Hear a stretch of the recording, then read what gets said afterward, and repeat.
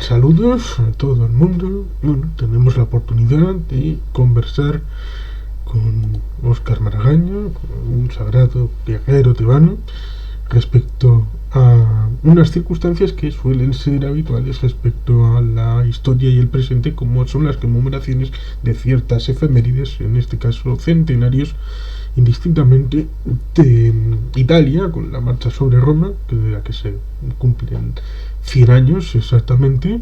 En el año 23 se celebrarán 100 años del Putsch de Múnich, de Hitler y sus cuates, en Baviera. En el año 1921 ya se celebró el desastre del anual con muy poca visibilidad, y eso en parte trajo el golpe de septiembre del 23 de Primo de Rivera en España. Y evidentemente pues habrá que poner en contexto, pero digamos que le paso la palabra a Oscar.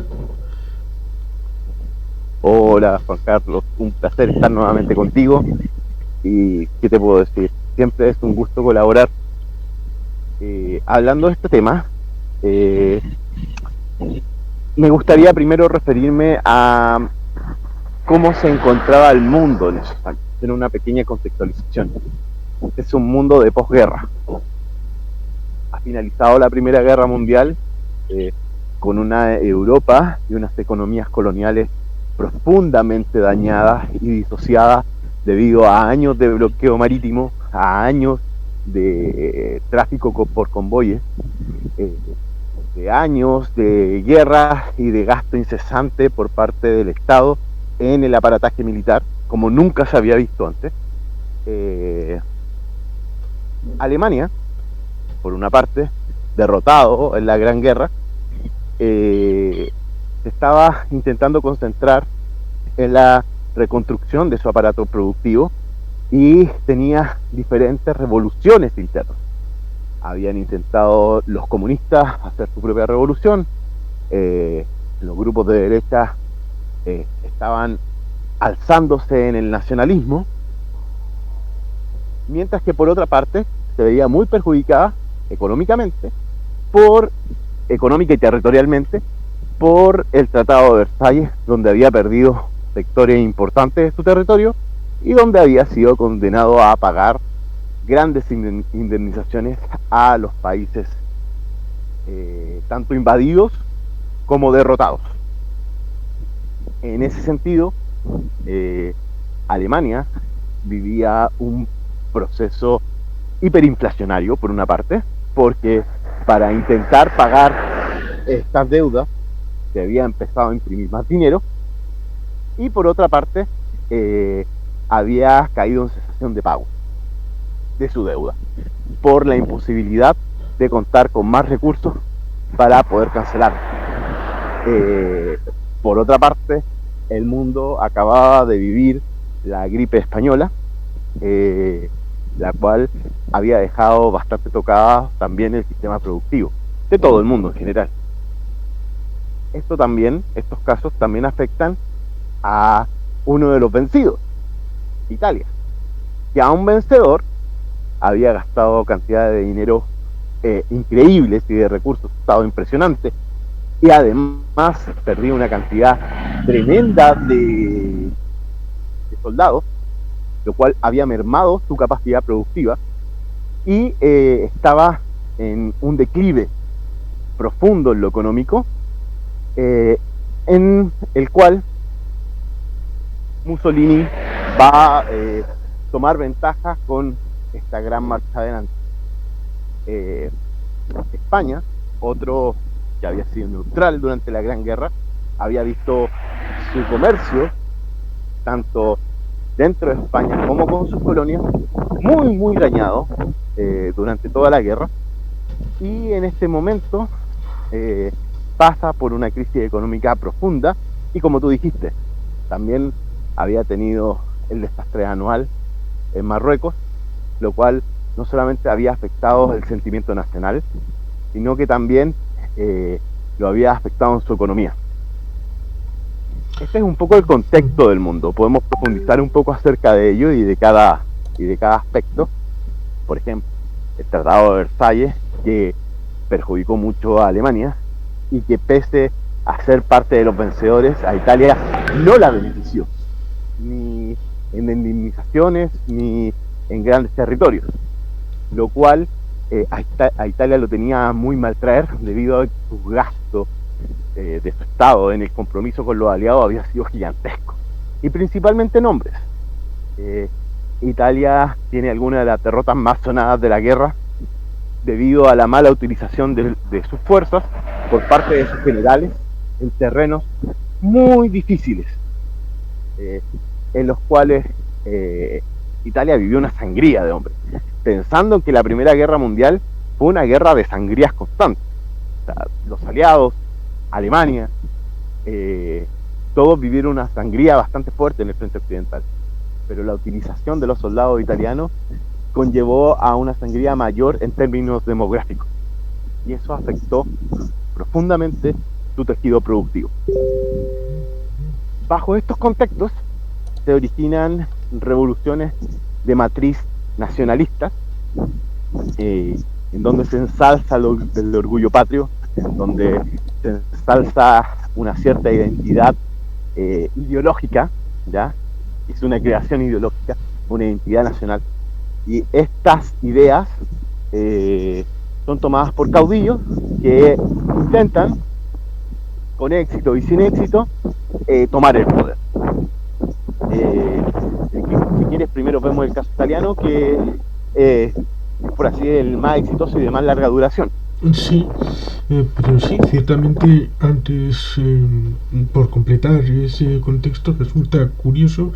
Vemos que los historiadores, a veces, un poco como los economistas, son capaces de ordenar el pasado, pero a veces es difícil de pronosticar lo que va a venir hacia el futuro. Y seguramente tenemos una concepción muy distinta de lo que vivieron en el momento en 1919, 20, 21, 22, 23. En el tanto que cuando se firmó el armisticio era prácticamente una idea de una pausa. La gente pensaba que la guerra iba a seguir en el año siguiente, que seguirían necesitando trincheras, que seguirían necesitando las minas en el Mar del Norte, que seguirían necesitando todos los hombres de los Estados Unidos en el frente occidental.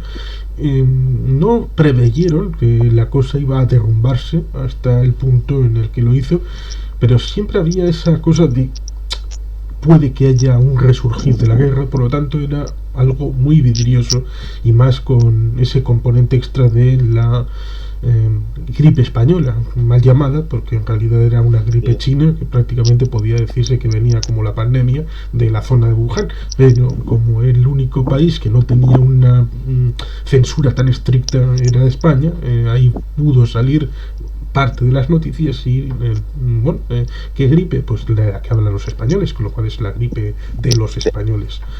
Ciertamente Italia, hay una película... Pero tenemos casos documentados de esa gripe en Estados Unidos, por ejemplo, sí, mucho antes que en España, mucho antes. Hay una película interesante para contextualizar el tema de Italia, como es el Novecento, de Bernardo Bertolucci, que habla precisamente de ese primer momento del siglo XX. Una película que es recomendable, creo yo.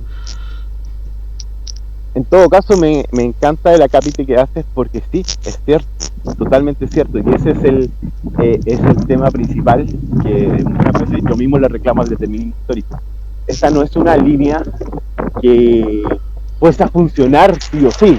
O sea, el mundo no estaba llamado a, después de una gran guerra, una gripe, unirse en torno a nacionalismo, ¿ya? O generar estas grandes marchas de ultraderecha de naturaleza más populista. No, para nada. De hecho, en el momento anterior se habían dado numerosas inicios o incitaciones a revoluciones comunistas, principalmente en el este de Europa, pero también en lugares como Alemania. Tuvieron su idea de generar una república soviética. Hubieron conatos de revolución en varios países. El mismo Mussolini venía del socialismo. Sí, él se separa del socialismo durante la Gran Guerra, porque el socialismo se declara neutral, y Mussolini piensa identificar un sentir nacional. Mussolini es un editor ya de un periódico de corte socialista y él cambia la línea del partido por estar a favor de la guerra, a favor de la nación italiana, lo cual es el germen del fascismo italiano, ¿ya? Una extinción del Partido Socialista, cosa que es bastante diferente en Alemania y en Italia, o sea, y en Francia, o sea, y en España. El Partido Fascista Italiano es una extinción nacionalista del socialismo normal. En cambio, el Partido Nazi nace al alero de los partidos más ultras en la derecha nacionalista alemana. Tienen un nacimiento diferente, ¿ya? Sí. En Alemania está muy aliado a los Freikorps, a los cuerpos libres que lucharon contra estas revoluciones de cariz comunista. Y por otro lado, en Italia tienes un sector escindido del socialismo. Precisamente en esos momentos Italia era un poco un proyecto por hacer, porque hacía muy poco tiempo que había terminado la unificación, precisamente hacía menos de 50 años, ya en la década de los 70, cuando Francia retira su protección para los estados vaticanos, el papado permite la conquista de Roma y la centralización del naciente Estado italiano en Roma. Pero en el comienzo del siglo XX hay cosas como, por ejemplo, la propia cinematografía, que puede ejemplificar la debilidad del proyecto nacional italiano. Por ejemplo, ¿por qué se centraron mucho en el peplum? Es decir, en volver a las esencias romanas. ¿Por qué? Pues porque después de todo el periodo de dificultades de la Edad Media y de la Edad Moderna, consideraban que el único momento anterior en el que habían estado unidos todos los de la península itálica era en Roma, y por eso las primeras grandes superproducciones del cine italiano eran del Imperio Romano, y por lo tanto esta Italia intentan, al igual que Alemania, darse una idea de unidad nacional. Sí, en un momento en el que, por ejemplo, el Papa era muy remota y en muchas veces, por ejemplo, en el caso alemán, literalmente no existía, ¿verdad? Y también vemos, por ejemplo, en la Primera Guerra Mundial, y lo ves de forma bastante clara, la unidad y el sentimiento germánico, pangermánico, existe muy poco, muy poco, debido a que todavía las unidades están divididas por sus estados federales. O sea, tienes obviamente el ejército prusiano, ¿ya? Y el generalato prusiano, de corte nobiliario, los von Moltke, los von Kleist y varios otros, no sé, pues, Hindenburg, von Hindenburg, son todos nobles prusianos de larga data. Pero este ejército convive con unidades que no son prusianas, como por ejemplo unidades bávaras, unidades que lo que se llaman rutenas, y de otros sectores de Alemania que no pertenecen al ejército prusiano. Un ejemplo de eso, por ejemplo, un general alemán que pertenece originalmente a una de estas unidades que no son prusianas, Rommel, que en la Primera Guerra Mundial está en una unidad bávara, no prusiana, aunque él tiene una formación prusiana, fue llevado a una unidad como oficial, que no era prusiana, que era del sector de donde él había vivido, ¿ya? Literalmente. Y él hace su carrera ahí. En la Segunda Guerra Mundial vamos a ver también un generalato un poco más extendido y una idea nacional un poco más amplia, aunque igualmente las unidades se dividen por zonas, ¿ya? Las divisiones son afincadas a ciertos lugares y todavía tiene unidades con formación prusianas y unidades con otro tipo de formación dependiendo de la zona de donde vienen. Sí, a Rommel como capitán, si no recuerdo mal, le veremos en el frente de Caporetto, en la batalla entre Italia y la Entente. Empieza como teniente en la Primera Guerra Mundial, en el frente occidental, junto con la mayoría de los generales que se harían famosos en la Segunda Guerra Mundial, que son todos oficiales en esa zona, en el frente occidental, pero a Rommel, debido a su cariz de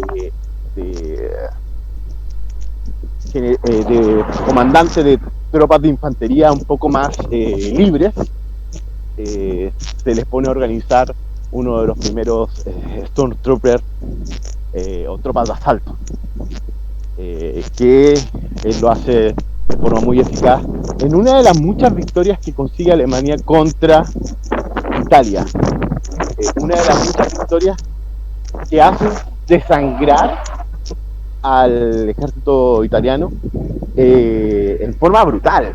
¿Ya? Aquí Italia, en la Primera Guerra Mundial, pese a ser vencedor, es humillada de muchas maneras diferentes, en muchos sectores diferentes, tanto por austriacos como por alemanes. Italia, que... Y por último... Sí. No, y por último no se le concede un lugar entre los vencedores. Pese a su sacrificio en hombres, material y compromiso con los aliados. Que Italia venía de ser un país en construcción hasta el punto de que el Santo Padre, que bueno, no vamos a entrar en los patriarcas y las distribuciones de los obispos y todo aquello en los siglos anteriores al primer milenarismo, porque eso sería larguísimo, pero digamos que cuando se produce la caída de Roma y de los estados pontificios en el entorno a 1870, el Papa se ve recluido en el Vaticano y durante cierto tiempo serán muy rencorosos con el Estado italiano, hasta el punto de dar una orden para que los católicos no participaran en política en Italia, hasta el punto de que no se pudo establecer un partido católico, y eso generó una serie de disfunciones en el sistema político italiano, hasta que tiempo después, cuando se produce el acuerdo de Letrán, se reconoce mutuamente el Estado mussoliniano en 1928 con... mucho después. Sí. Pero hasta ese momento, en la política italiana, pues había un parlamento, había un primer ministro.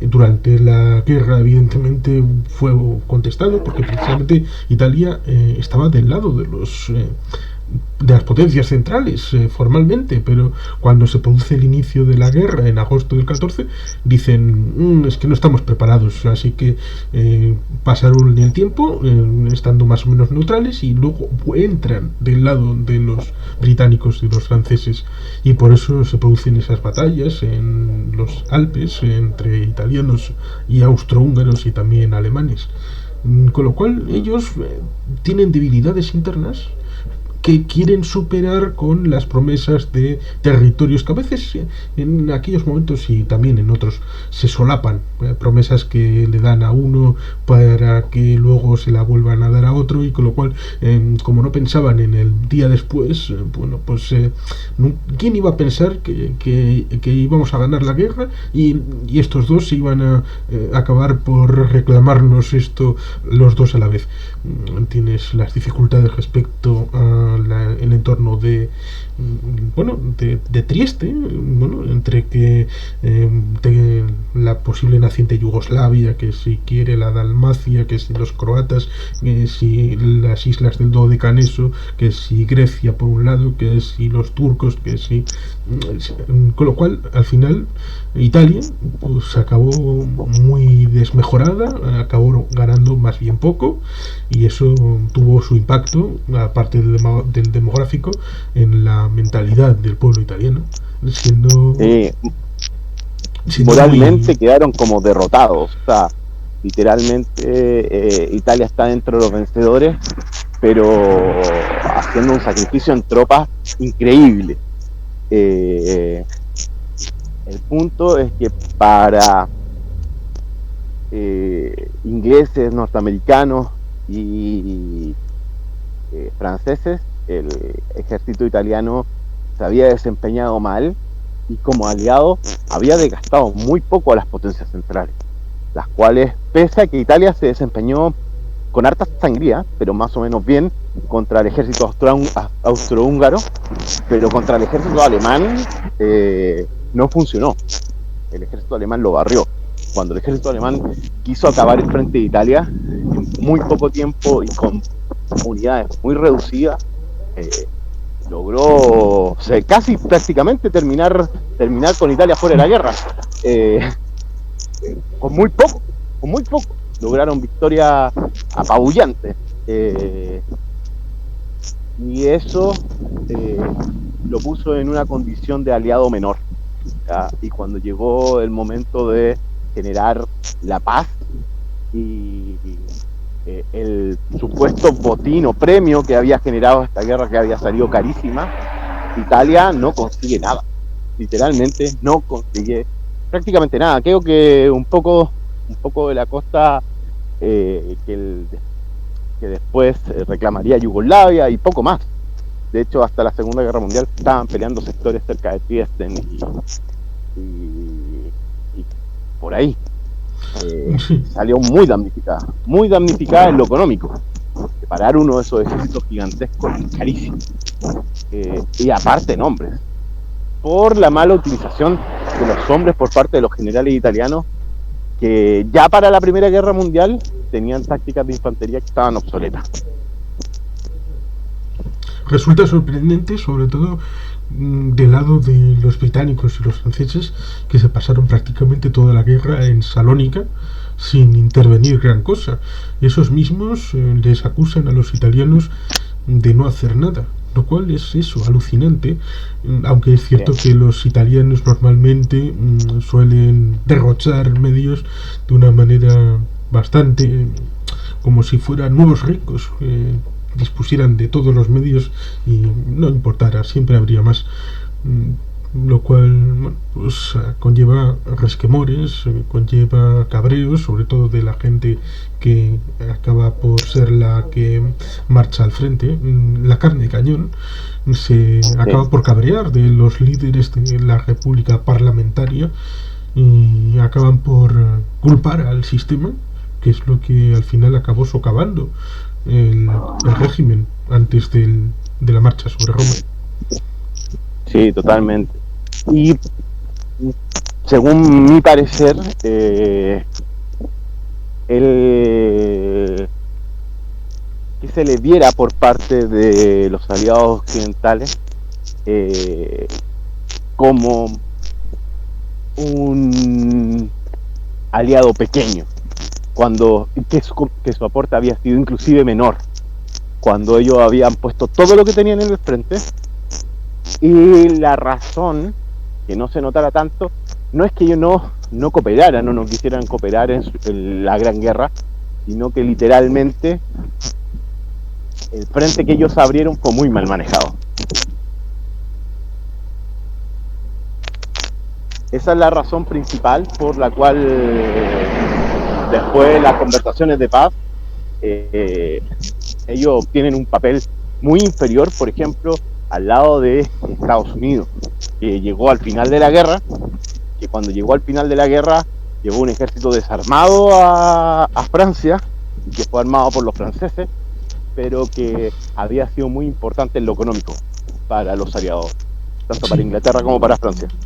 Sí, Estados Unidos sobre todo hizo valer el sistema de reserva respecto al financiamiento de las municiones, de las vituallas, de el hecho de que tuvieran que ir a Nueva York a comprar todo lo que necesitaban para el frente a partir del 16, del 17, incluso antes de la entrada en la guerra. Y eso quisieron cobrárselo bien, a pesar de que los Es que es curioso porque los experimentados estadounidenses estaban tan experimentados que pocos meses antes de llegar a Europa estaban siendo derrotados por la marcha punitiva ante el Pershing en México. Sí, sí. Y bueno, y las tropas norteamericanas eran bastante bisoñas, ya su aporte en combate fue muy limitado. Llegaron muy al final, muy pocas unidades, y las unidades que llegaron tenían que ser entrenadas prácticamente desde cero. No tenían armamento ni nada, pero su colaboración en lo económico, principalmente en lo alimenticio y en recursos, mantuvo viva a Francia. Por eso, ya Inglaterra en un punto menor. Y en eso se le puso un gran papel a la hora de firmar la paz. Y Wilson logró básicamente que inclusive países como Alemania, antes de rendirse, intentaran acomodar sus condiciones a las exigencias que había puesto Wilson. Sí, formalmente en las negociaciones de París estaban entre los grandes, pues estaban los Estados Unidos, estaba Francia, estaba Reino Unido, también estaba por ahí estaba Japón, por ahí estaba Italia, pero digamos que no eran del núcleo de los que en realidad cortaban el bacalao ahí No, los al acuerdos. final de cuentas, quien más cortaba el bacalao ahí era, yo diría, Wilson y Clemenceau en Francia. Ya, ellos eran los que tenían un papel más hegemónico, principalmente porque Estados Unidos había sido fundamental en los aportes económicos durante la guerra, y el ejército francés había sido el que había tenido mayores éxitos, ¿ya? Por un lado exitista, ¿ya? Las mayores batallas fueron contra el ejército francés, no contra el inglés, ¿ya? Siempre hoy en día se hablan de Cambrai, de Ypres, que son batallas que pelearon los ingleses, pero en la época de la Primera Guerra Mundial la gente hablaba de la victoria de Verdún, ¿ya? De la victoria del Marne, ¿ya? De la rotura de la línea Hindenburg. En cambio, Cambrai o Ypres eran consideradas batallas menores, muy menores. Passchendaele, por ejemplo. Sí, Passchendaele. Passchendaele, sí. En general, los británicos no se consideraban como tan efectivos durante la Primera Guerra Mundial, y habían tenido varios desastres de escala, a escalas tremendas, ¿ya? Y su ejército también era muy pequeño. No sé, la aventura de los británicos intentando aniquilar al Imperio Otomano con sus desembarcos, ya lo tengo acá en la punta de la lengua el nombre, pero cerca de la zona de Constantinopla, Estambul, que les fue muy mal, eso que organizó Winston Churchill. Sí, el desembarco de los Dardanelos. Sí, que les fue muy mal, y que en general lograron sangrías impresionantes. En la batalla de Cambrai, por ejemplo, que fue un pequeño éxito, fue tan limitado que a posterior casi no se consideró. Solamente los estudiosos de la táctica militar consideraron esas pequeñas victorias como la de Cambrai para el futuro, que probaban tácticas nuevas, tecnologías nuevas, pero a la hora de contar grandes batallas se contaba Verdún y Marne, o sea, las dos batallas del Marne y la batalla de Verdún como fundamentales, y habían sido batallas muy luchadas, muy estáticas y de una naturaleza muy violenta, donde el ejército francés había resistido al alemán y había dado de vuelta muchísimo daño, y finalmente ocasionaron que, por ejemplo, la última ofensiva alemana en 1918 se viniera abajo. en aquellos momentos de dificultades tanto sanitarias como militares, económicas, aquel lema del manifiesto comunista de un fantasma recorre Europa, pues parecía coger cuerpo precisamente a través de la revolución bolchevique, y parecía que había regímenes, pues la Hungría de Belakún, la República Soviética de Baviera, que duró un mes, pero ahí estuvo reivindicada, y parecía que los regímenes de democracias parlamentarias que habían surgido de las revoluciones liberales del siglo XIX estaban contestadas, por ejemplo, en Italia, y Sí, precisamente las élites tenían esa idea de, bueno, necesitamos una fuerza de choque que nos liberen de estos revolucionarios, de estos sindicalistas, de estos politicastros salidos del pueblo, que están resentidos, pero se tienen que acomodar, porque la gente de la élite sabe perfectamente por dónde va, y por lo tanto necesitamos las camisas negras, necesitamos al partido fascista, y eso favoreció el surgimiento de esa marcha que daría el poder formalmente el rey, y por eso se acabaría manchando la institución monárquica, vinculándose con el partido fascista a la hora del control parlamentario, lo cual es curioso porque esa dualidad entre el partido fascista y el sistema parlamentario cooptado por estas instituciones será espejo en el que se mirarán muchos, empezando por sí, Alemania, pero también España. sí, totalmente. Y fundamentalmente, a ver, tenemos que ver también un poco la personalidad de estos caudillos. ¿Ya? Estas marchas, pese a que no son marchas de un solo hombre ni revoluciones de una sola persona, sí son incendiadas por caudillos, y en este caso vemos a Mussolini o a Hitler o a Primo de Rivera dando estas peleas desde el púlpito del oratorio, ¿ya? Intentando tener un escenario para montar todo esto, ¿ya? Y en ese sentido ellos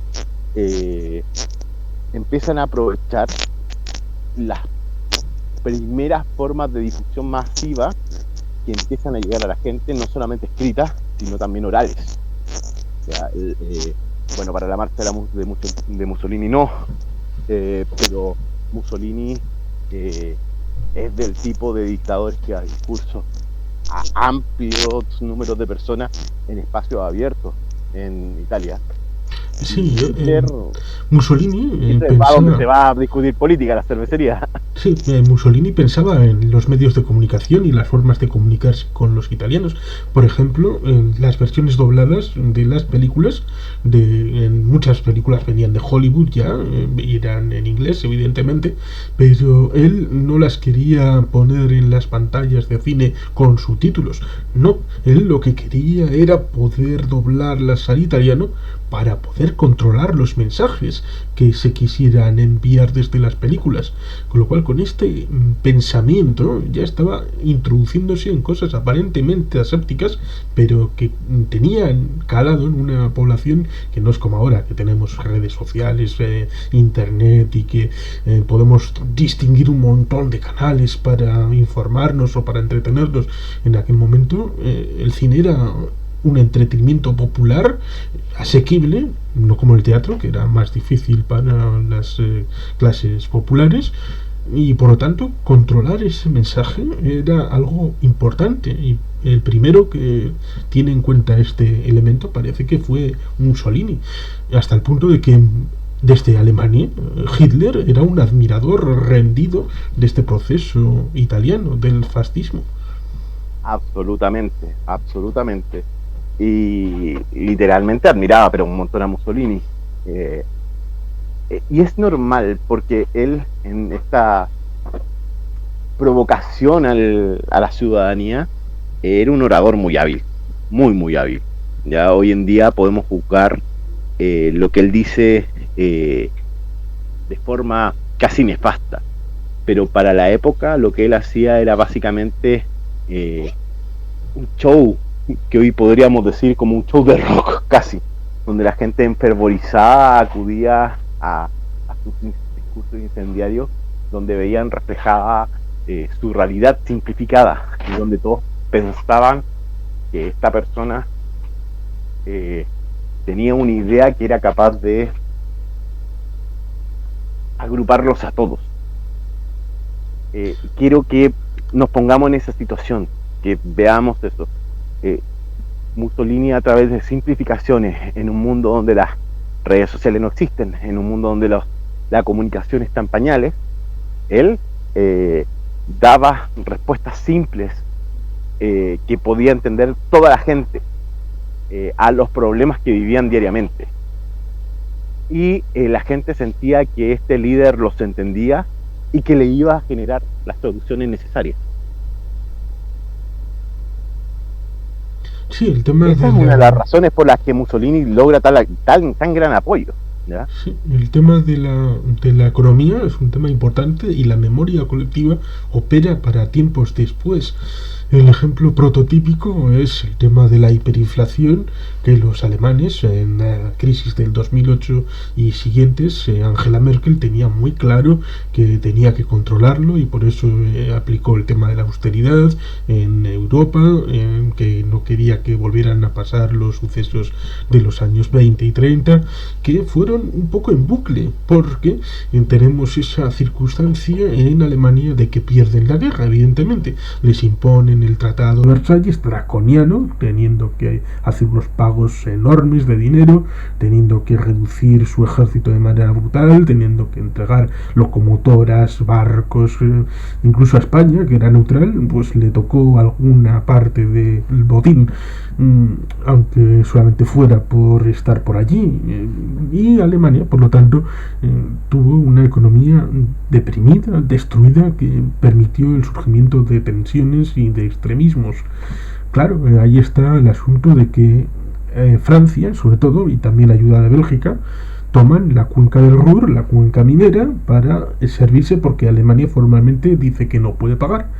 Pero Alemania ve como esos ciudadanos que ya formalmente no son suyos, son del Estado libre del Sarre, bueno, pues les ofrece pagarles el dinero por la huelga que están haciendo, porque se niegan los trabajadores a sacar el carbón para los franceses y belgas. Y por lo tanto y para imprimir esos sueldos hay que producir dinero que tú no estás generando. Claro. Lo cual te lleva a una hiperinflación. La más importante de todo el siglo XX. Sí.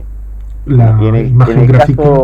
Sí, la imagen gráfica era que ibas con una carretilla con dinero impreso solamente por una cara, porque no había dado tiempo a imprimirlo por las dos, a comprar el pan, y del trayecto de casa a la panadería, pues ya no te llegaba con el dinero. Bueno, aquí también tenemos que ver una similitud bastante fuerte entre el público que eligen estos sectores de la sociedad. Por ejemplo, el partido nazi, un partido minoritario, muy minoritario en Alemania durante el Putsch, pero el partido fascista no tanto. Mussolini es un personaje reconocido dentro del mundo editorial antes de la Primera Guerra Mundial.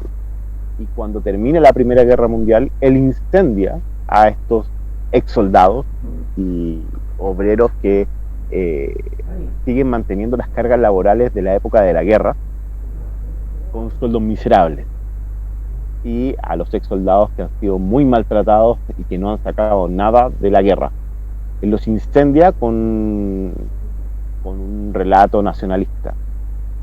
Hitler forma parte, por otro lado, de un proceso donde la ultraderecha alemana está muy dividida. El Partido Nacional Socialista es uno de las decenas de partidos que se han formado en Múnich, y se intenta una unión de la derecha para dar el pacto, que Hitler articula de forma de obtener una posición importante en este movimiento, pero su movimiento es minoritario.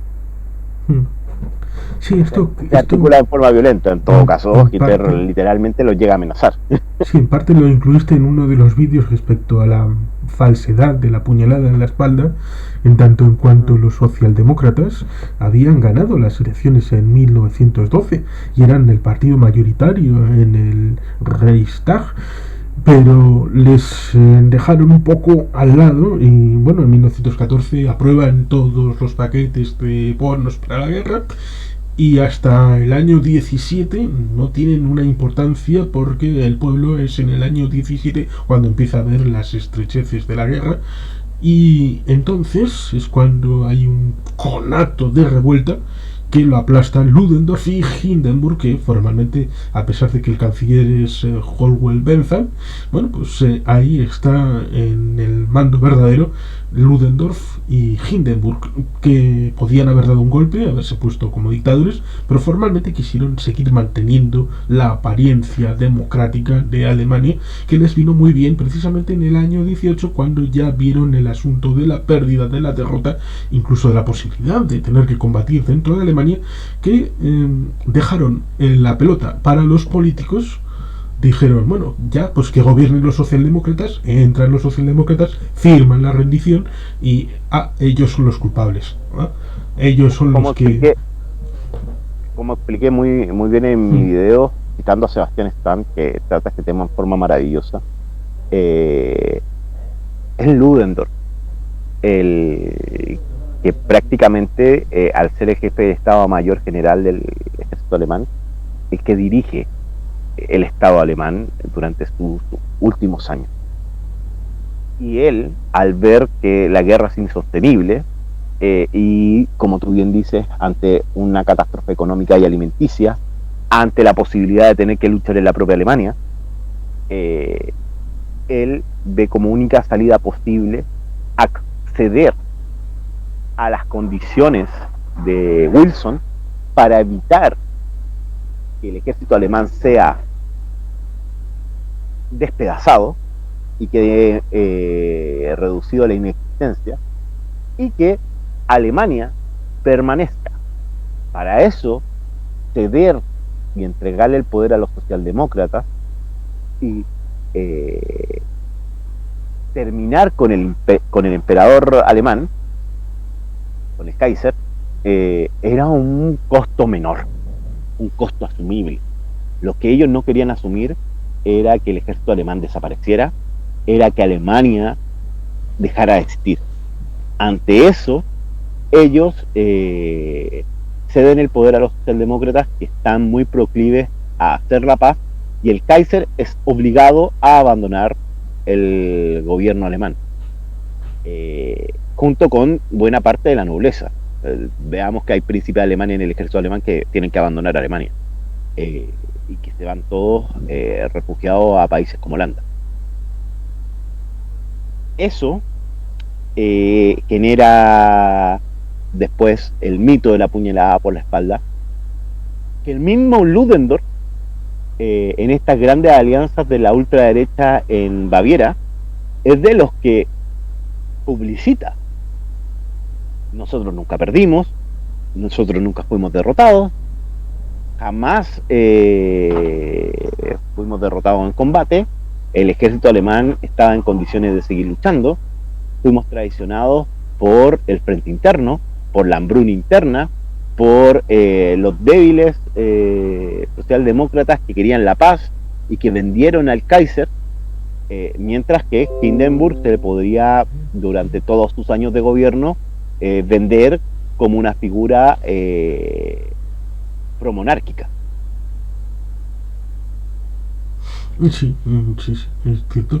Y precisamente en esos tiempos, la República Soviética Bávara, desde posiciones del centro derecha y de la extrema derecha, tenían esa visión de que, bueno, todos los rojos son iguales, todos son malos, todos son marxistas, leninistas, herederos de Marx y de todo esto, y digamos que obviaban esas diferencias que se pusieron de manifiesto, por ejemplo, en el 17-18, en el que todavía no eran el Partido Comunista de Alemania, eran los espartaquistas, de Liebknecht y de Rosa Luxemburgo, pues estuvieron en parte coayudando aquella revuelta en Kiel y todo aquello, y fueron los socialdemócratas los que apagaron ese fuego, hasta el punto de que luego, cuando se produzca a principios de los años 30 esa forma de combate definitiva entre los comunistas y los nazis, entre la Guardia Roja y las camisas pardas, digamos que para los comunistas el mayor enemigo que tenían no eran los nazis, sino era el Partido Socialdemócrata, y por eso jamás pudieron llegar a un acuerdo para impedir el acceso al poder de Hitler. Y por eso la forma de ejército que había sobrevivido, aquellos 100.000 hombres, pues en parte trataron de infiltrarse en ciertos partidos para controlar un poco, a ver por dónde buía en la sociedad, sobre todo en esas cervecerías en Múnich. Y en uno de esos, el soldado Hitler le envían a que esté ahí atento a la jugada, pero pronto pues se siente impelido de que, bueno, ya si doy un pasito más allá, porque esta gente tiene unos liderazgos pésimos, me hago con aquellos, les he hecho 4 discursos y me convierto en el líder. Pero todavía en el año 23 no había llegado a tener un cuajo, y precisamente Ludendorff se ve, si ves una fotografía de ese año 23, parece que el hermano mayor de la revuelta del Push es Ludendorff, y Hitler, aquí el becario que viene aquí a ayudar al mayor a hacer las cosas bien. Bueno, centrémonos primero en la marcha a Roma. Sí. Ya dimos un poco de contexto de cómo son estos grupos, de cómo estaba el mundo en este momento y qué había ocurrido posterior a la Primera Guerra Mundial y todos los efectos de esto.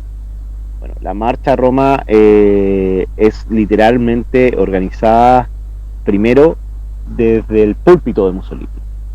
Mussolini lleva desde 1919 en adelante, a medida que se dan los resultados de Versalles, de que la paz se empieza a sentar y que los soldados vuelven molestos, los obreros están molestos debido a sus condiciones laborales, empieza a incendiar el discurso en Italia, cada vez ante gente más numerosa, y organiza a los fascistas italianos, a los camisas negras, para incendiar Italia en sus discursos, pero también casi literalmente. Ellos empiezan a luchar en guerra abierta contra socialistas y comunistas. De hecho, el Partido Socialista Italiano se ve prácticamente infiltrado y desorganizado por los fascistas, que lo descienden y lo dividen. Posteriormente a esto, ya para el año 21, el fascismo para la élite conservadora italiana empieza a ser visto como un mal menor, ya como un grupo con el cual se puede pactar, pero sin el cual no puedes hacer nada, ya, porque cualquier cosa que se quiera hacer, ellos le impiden. Y para octubre del 22, Mussolini literalmente llama a todos los camisas pardas, a todos los fascistas, a ir a todos los pueblos, todas las ciudades, a todas las plazas públicas, a organizarse, estar en la calle, dar sus consignas, y posteriormente a tomarse las carreteras, tomarse las vías de tren y marchar a Roma, ¿ya? Ante una movilización que no fue espontánea, pero que va tomando más fuerza de la que podría haber tenido en algún principio. Terminan marchando decenas de miles de personas a Roma, y el volumen de la marcha y las ganas de detener esta marcha lleva a la élite conservadora italiana a pactar con los fascistas.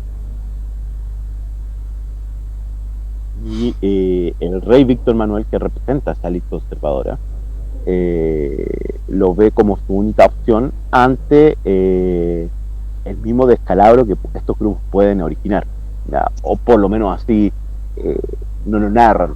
Sabemos que el rey Víctor Manuel y varias gente de su familia a posterior se sintió muy cómodo y muy afincado con el partido fascista, el cual se entrogenizó en el poder y logró que Mussolini y su familia tomaran muchos puestos dentro del gobierno eh, en una forma de dictadura donde a posterior, en los años siguientes, Mussolini va a eliminar el Parlamento, donde Mussolini va a eliminar la democracia y donde el Parlamento va a terminar siendo diferentes facciones dentro del fascismo, el cual no es del todo unido, ¿ya? Inclusive dentro del propio círculo interno de Mussolini. Sí, Pero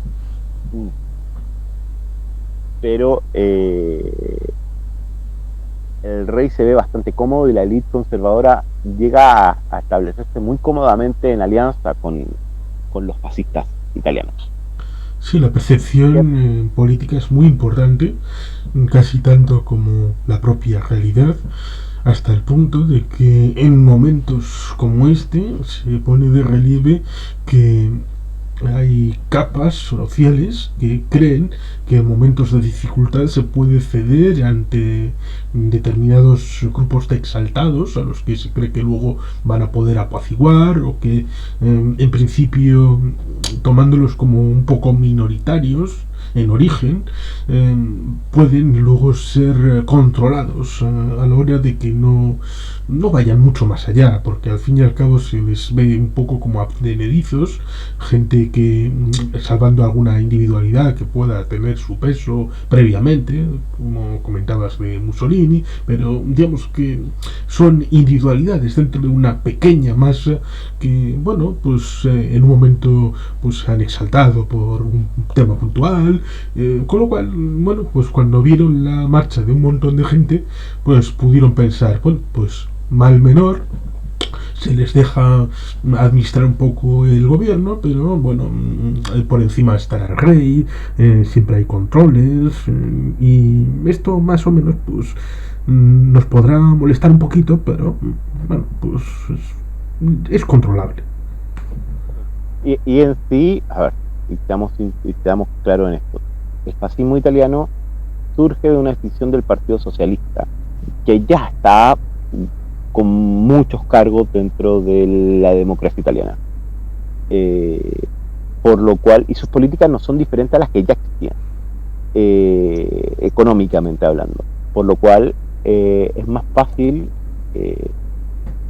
pactar con un grupo un poco más conservador en otros aspectos y de naturaleza más ordenada que te da este movimiento de naturaleza más dictatorial, que con un movimiento con múltiples diferencias internas y que está dentro de una democracia parlamentaria donde existen muchos grupos diferentes. Diferencia del nazismo alemán. Esto es muy diferente al nazismo alemán. El nazismo alemán no proviene como grupo de una decisión del Partido Socialista, como por ejemplo sí pasa con el fascismo. El nacionalsocialismo alemán, el partido nazi, es parte de los movimientos libres, de los cuerpos libres de la ultraderecha alemana. Era un grupo minoritario dentro de sus cuerpos libres, pero de una naturaleza mucho más a la ultraderecha en todo sentido y con un componente racista muy fuerte, aparte del nacionalismo. El nacionalismo en el nazismo no se desprende del racismo intrínseco en él, en cambio el nacionalismo en el fascismo, y también en el caso de Primo de Rivera, sí hay una separación entre el sentir nacional y las concepciones raciales. Es una particularidad del movimiento alemán, que es un movimiento mucho más a la derecha, tanto en lo económico como con particularidades con respecto a la no diferenciación entre racismo y nacionalismo que existe. En el partido nazi no hay una idea étnica de Estado. En cambio, el concepto nacional de los fascistas italianos, el concepto étnico también por la naturaleza que tiene Italia, donde la unificación italiana es reciente y múltiples pueblos han habitado Italia y han estado ahí. No tiene esa naturaleza.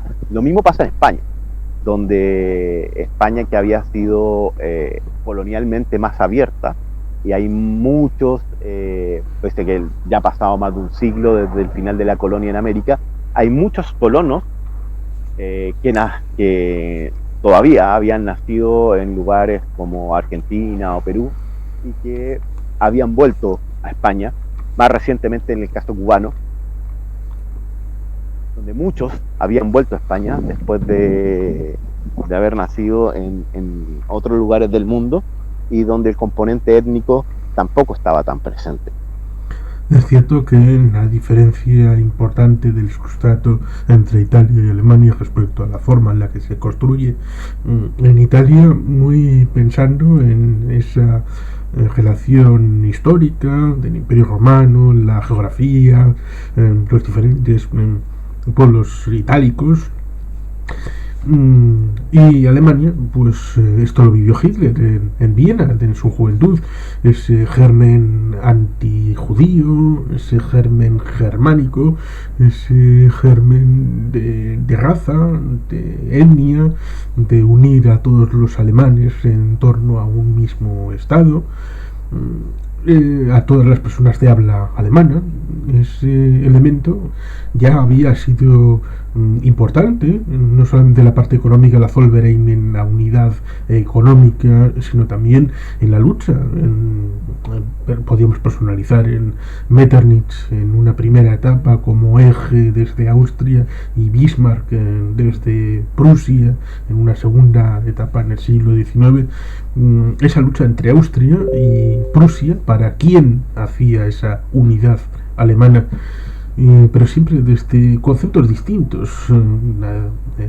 La Casa de Saboya estaba mucho más cerca de conceptos liberales que lo que podía haber sido la unificación de Alemania, porque al fin y al cabo la reunión aquella de Frankfurt de 1848 pues tampoco fue muy exitosa y hubo que postergar prácticamente a la victoria de la guerra franco-prusiana a la creación del país de Alemania.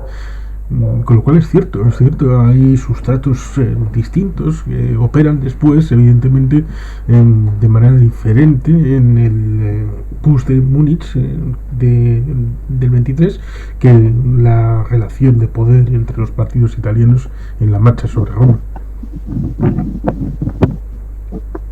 Sí. Bueno, con respecto al caso español, Primo de Rivera es un militar, ya bueno, de carrera. Si quieres, yo hago los prolegómenos para... Es curioso porque precisamente en ese caso, el de español, el italiano, Italia evidentemente estuvo de los aliados, bueno, no se llamaban aliados, que eran los británicos, los franceses, los italianos, los alemanes estaban enfrente. En la Primera Guerra Mundial España se mantiene neutral y formalmente muchas empresas y personalidades hicieron negocio, sobre todo en el País Vasco, en Cataluña, con las dos partes en conflicto. Pero ganaron ellos, el pueblo no se benefició nada porque era un sistema caciquil del encasillado que se decía, es decir, antes de las elecciones se sabía quién iba a ganar porque lo habían pactado y después hacían el juego inverso para saber quién se llevaba qué escaños y así se componían mayorías en el Congreso de los Diputados. Ese sistema supuestamente era importado por Cánovas del Castillo en el siglo anterior, que falleció en 1897 en un balneario en Mondragón. Bueno, pues de los británicos. Ese era el ideal que tenía el turnismo entre un partido conservador, un partido liberal, que hiciera de centralidad y estabilidad para el sistema. Pero claro, una España que había nacido como nación muy temprano, en el siglo XIX, estaba todavía muy debilitada, sobre todo con la guerra de Cuba de 1898, muchas dificultades, a pesar de haber sido neutral en la Primera Guerra Mundial, pero luego la dificultad médica. Hay un caso concreto, por ejemplo, tenemos en la ciudad de Castro Urdiales, que probablemente en el mundo no la conozcan, pero quiere cambiar de provincia porque en 1918 no la han ayudado ni desde su diputación provincial ni desde el gobierno de España, y 6 años después todavía están con la mentalidad de que quieren huir de los que no les han ayudado. Esa es la profundidad de las dificultades. En el 17 tenemos una semana trágica que reverbera también la semana trágica del 1909, que es la razón última para crear la Basílica de la Sagrada Familia como un templo expiatorio de estas dificultades, que es precisamente por esto. La burguesía catalana, digamos que tiene muy centrado la idea de que ellos se tienen que defender, y crean el fenómeno del pistolerismo, que se enfrenta a los sindicatos que también están armados. Por lo tanto, es en Cataluña donde fundamentalmente surge esta noción de que el sistema parlamentario no es útil para resolver el asunto de la economía, de la estabilidad política, y en ese contexto en el que ha habido el desastre del anual, en una aventura que les han metido los españoles de tener que cogerse la parte más triste de Marruecos, repartido con los franceses, bueno, pues quisieron tirar por elevación el informe Picasso, culpar al rey, y antes de que la cosa llegara a tan alto, Primo de Rivera, capitán general de las tropas españolas en Cataluña, hace un pronunciamiento que es un golpe de Estado en septiembre de 1923, tratando de emular a Mussolini. Sí, totalmente. Y, a ver, con sus particularidades. Aquí también viene un poco la historia de Primo de Rivera como oficial. ¿Ya? Él, de hecho, este golpe y su posterior gobierno está muy impregnado en su propia historia. Primo de Rivera, por lo que recuerdo, había sido un militar de carrera, había estado destinado en Cuba, en Filipinas, en el norte de África, que había estado en lo que eran las colonias españolas antes de su desaparición, y que estaba muy enraizado con las ideas de los generales del norte de África, que después veremos conservan una idea de nacionalismo bastante fuerte, ¿no? A la idea de España. Y sus políticas nacen un poco de su historia, también la historia reciente española en esta época, donde había sido muy golpeada por la pérdida de territorios coloniales en todo el mundo. Y como él había visto el proceso de cerca, él intenta dar una marcha atrás con respecto a España y con respecto a lo que necesita para volver a ser una gran potencia. Por eso él es un dictador más desarrollista que los demás. ¿Ya? Él intenta ser más desarrollista en el sentido de fortalecer económicamente a España. En cambio, la idea, por ejemplo, de Hitler en el Pact es más que nada detener esta flagrante violación de la territorialidad alemana, y posteriormente sí, tiene ideas más desarrollistas, pero están guiadas por un ideal de expansión militar, igual que Italia, que tienen la idea de esta vieja república o imperio romano antiguo. Primo de Rivera vio caer su propio imperio y lo que intenta no es reconstruir su imperio, no intenta reconstruir el imperio español, intenta fortalecer a España lo suficiente como para que España pueda volver a tener su posición hegemónica dentro del mundo. En ese caso, a ver, Primo de Rivera sí es influenciado muchísimo por el Mussolini del comienzo. Tienen reuniones constantes y hay una cierta alianza entre los regímenes, pero sus ideas con respecto a la expansión territorial son muy distintas, muy distintas.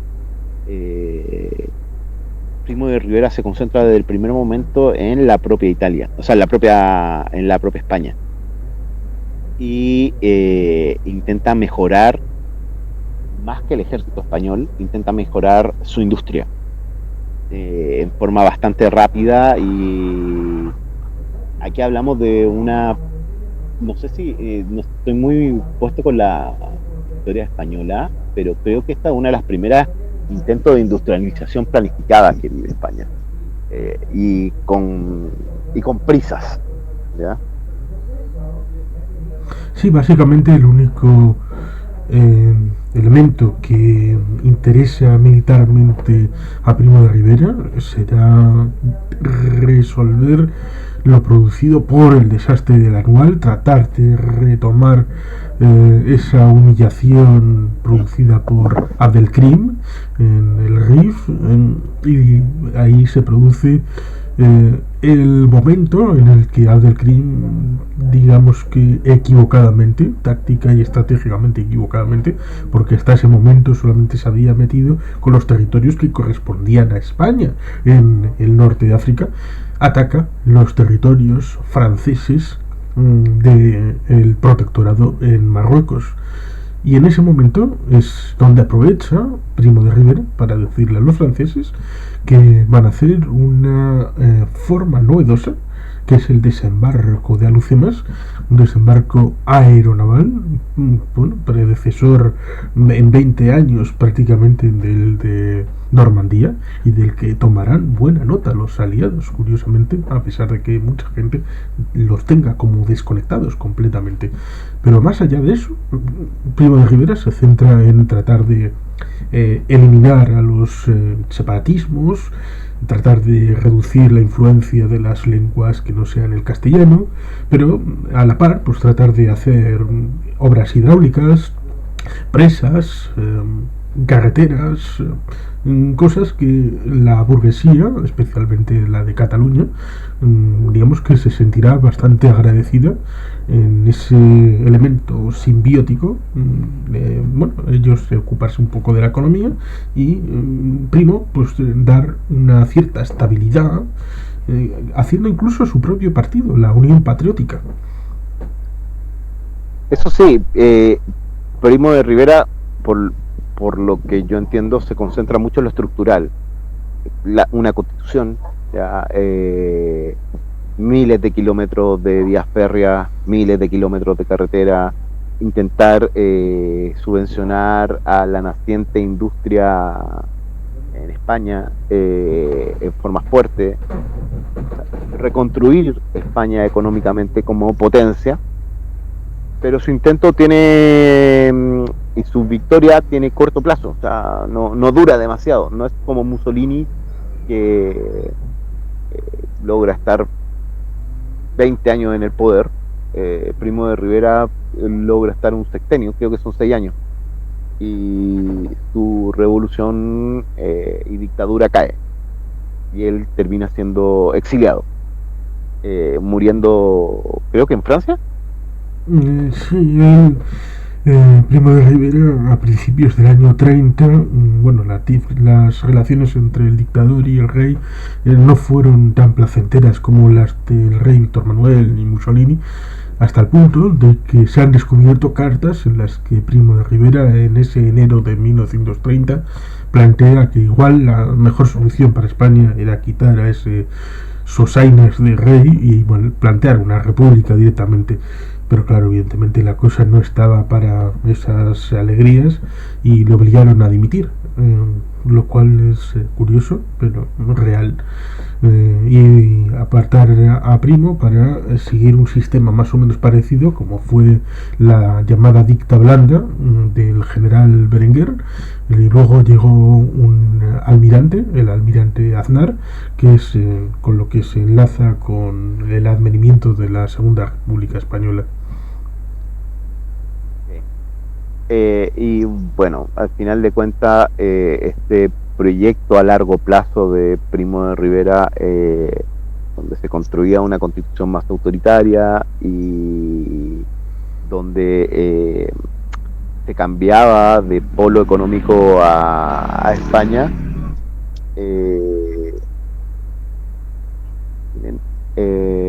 no terminó del todo bien, o sea, por lo menos hasta la llegada de Franco, o sea, hasta la llegada de la dictadura franquista, donde podemos ver una cierta continuidad con respecto a las políticas de Primo de Rivera en cierto sentido. ¿Ya? Sí, digamos que Franco no tenía ninguna idea de lo que hacer más allá de tener el poder y de enriquecerse con él. Con lo cual coge ideas de otros y entre otros pues era Primo el más cercano para...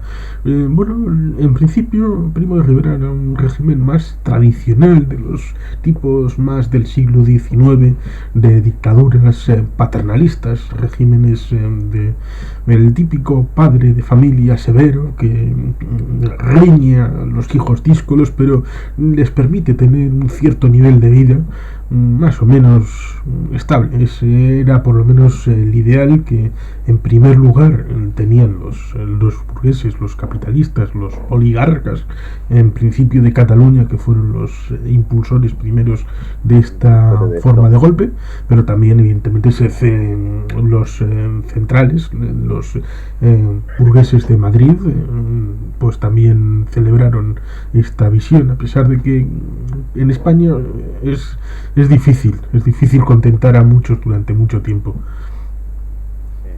Bueno, en Italia finalmente la revolución de Mussolini triunfa. Mussolini poco a poco va ganando más poder hasta ser un dictador prácticamente absoluto.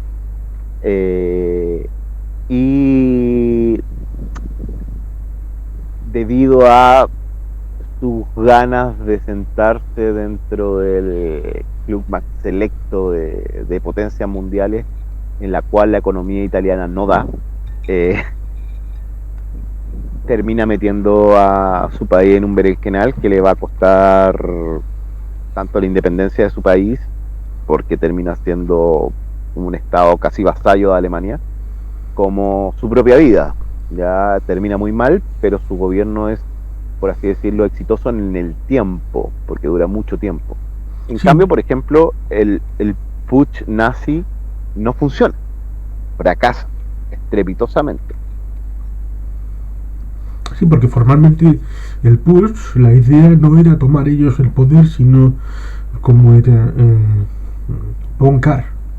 Era Monclar al que querían convencer para hacer un golpe un poco más grande, tomar el Ministerio de Defensa y obligar a un cambio de gobierno. Era una cosa un poco distinta y muy mal planificado. Sí, entre que salían de la cervecería para convencer a Monclar, ir a convencer a otros, digamos que la derecha bávara acaba por cambiar de opinión y se vuelven las tornas, con lo cual intentan un último turno para cargar los nazis. Se da la circunstancia de que le matan a uno que tenía al lado Hitler se cae y por eso sobrevive. Hieren a Göring. Sí. Ya, casi todos los líderes nazis tienen que salir huyendo de Alemania. Sí, al final que no son tomados, detenidos. Sí. A Hitler le detienen, le meten a juicio. Pasa una cosa rarísima en la que él se declara culpable, pero entiende que haciendo ese tipo de alegatos va a ser más popular, porque digamos que bueno, tiene esa concepción de los medios y del mensaje, pero Bueno, Hitler, los... durante el patch, cuando empiezan los disparos, Hitler, después de ir marchando con una pistola al brazo, Hitler huye, ¿ya? Y según cuentan algunos de esos allegados, Hitler intenta suicidarse, ¿ya? Que va un poco en la personalidad de Hitler cuando las cosas no le funcionan. Eh, pero posteriormente él toma esta derrota y la convierte en un triunfo publicitario para su partido. Y a él se convierte en una figura política que no lo era a nivel alemán, cuya victoria va a ser más a largo plazo, se va a demorar 10 años en tomar el poder. Sí, los jueces le dan una condena bastante suavecita. Muy suave. Hasta el Y punto en de que unas le condiciones ponen... pero tremendas. Sí, le Porque, ponen a ver, a Hitler es un Rudolf Hess al tipo... lado. Hitler es un tipo que no tiene dinero y a él se le da una condena en unas condiciones con un cuarto literalmente para estar preso enorme, con unas condiciones de alimentación tremendas, con posibilidad de recibir visitas cuando él quiera. Literalmente se les da unas condiciones pero favorables al máximo a él, ¿ya? Y el patch está ocupado como insignia del partido nazi. Es uno de los grandes eventos del partido nazi a futuro. Eh, Hitler va a ir, creo que hasta el año 41, todos los noviembres a la cervecería de Múnich a juntarse con los viejos estandartes del partido, los que estaban vivos, y a celebrar también a los muertos. Y se va a convertir en una escenificación publicitaria del partido nazi a futuro. Sí, es una especie Pero en este momento es una derrota brutal. Es una especie de a futuro de evento fundacional. A futuro es una especie de evento fundacional, la piedra sobre la que se edifica el resto de estructuras. Sí, igual, digamos, el partido nazi, a ver, el partido fascista para este año ya tiene una organización interna. El partido nazi es un pequeño partido de Múnich, muy local, que reúne a gente escuchando a Hitler en una cervecería. Hitler es prácticamente para la época es como la banda que toca en esa cervecería, ¿ya? Y para irlo a ver básicamente tienes que comprar tu adhesión, sentarte, tomar cerveza, y mientras tomas cerveza y fumas, escuchas a un tipo hablando de política, ¿ya? El escenario que tiene Hitler en este comienzo es muy pequeño, muy pequeño. Lo escucha harta gente, pero es muy pequeño. Y él incendia y tiene un discurso mucho más incendiario que el resto de la ultraderecha alemana, ¿ya? Literalmente está muy al extremo, principalmente en temas como el racismo y en sus pretensiones de expansionismo alemán desde un comienzo. Se empiezan a hablar de temas como espacio vital, como someter y vencer a los franceses, como restituir Alsacia y Lorena, como recuperar los Sudetes, como eliminar el Estado polaco, como someter a los pueblos del lago a la esclavitud, desde muy al comienzo. Esas ideas están desde antes del pacto, desde cuando Hitler empieza a hablar en la cervecería. Sí, y después literalmente es una estrella casi de espectáculo para la época. Sí, es un y tipo luego que se le va a escuchar Rudolf Hess lo sistematiza en Mein Kampf. El Mein Kampf es básicamente un resumen muy inconexo y bastante mal escrito de las ideas políticas dictadas en un bar, ¿ya? De un tipo cualquiera dictada en un bar, pero un tipo que logró cierta notoriedad producto de estar preso y de ganar la pelea pública. ¿ya? Desde el comienzo él contó con ciertos personajillos cercanos a él que lo admiraban muchísimo y que construyeron su imagen ante la opinión pública y lo favorecieron a través de medios editoriales. Sí, esa es Y la clave. contribuyeron a que un tipo que no tenía ni un peso pudiese vivir como sin trabajar, sin hacer nada más que vivir de la política, eh, que pudiese vivir muy bien, muy bien. Hitler tenía un pasar muy, muy cómodo y ya saliendo de la cárcel, sin que su libro vendiese demasiado, porque su libro al principio no vendió mucho, poder comprarse una casa y un terreno. Una casa en Múnich, un pequeño piso en Múnich y un terreno que después él agrandaría para convertir en Berchtesgaden. Sí, es la clave está de transmutar una derrota en una victoria a través de la propaganda. ¿Sí? Y una victoria muy personal, porque, a ver, aquí vemos, Mussolini tenía cierto poder, tanto editorial como económico, antes de sentarse en el poder. Primo de Rivera era un militar de carrera de alta graduación, era un capitán general que tenía bastantes recursos. Hitler era un tipo que antes de la Primera Guerra Mundial y de conseguir un sueldo de cabo para el ejército alemán, era era un tipo que vivía de pintar cuadritos y a veces la pasaba muy mal pintando cuadritos y tenía que llegar a vivir a hospedaje comunitario.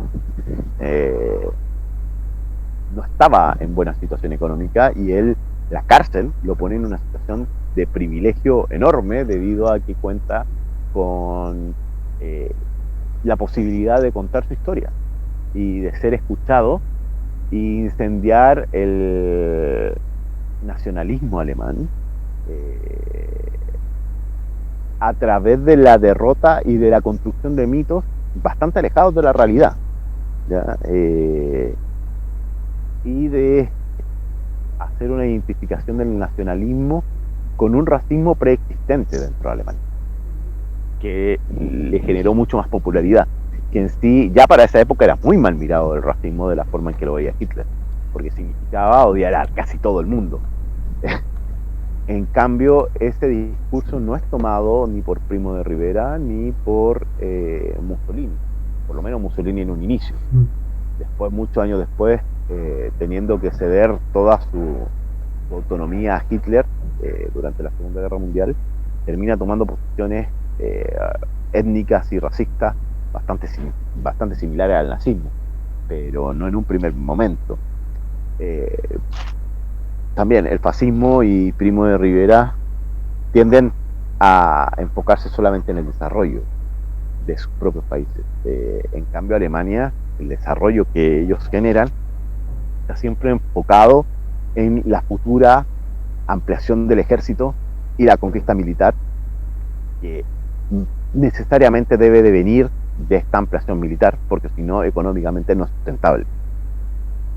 Sí, hasta el punto de que un poco después de todo esto, precisamente en el año 24, cuando Hitler está en la cárcel, pudriéndose y dictándole a Rudolf Hess el Mein Kampf, se produce el Plan Dawes y una serie de acuerdos internacionales que permiten una cierta estabilización de la economía internacional, hasta el punto de que estas expresiones extremistas en Alemania descienden, si ya tenían poco apoyo electoral, desaparecen prácticamente, la centralidad se mantiene entre el partido que, bueno, sería el antecesor tal vez de la CDU, como sería el Centrum, y los partidos socialdemócratas, bueno, pues tenían una cierta economía, aunque con bases débiles, porque dependían del crédito venido de los Estados Unidos, que precisamente cuando se produce el crack del 29 y tienen que repatriar los capitales expandidos en el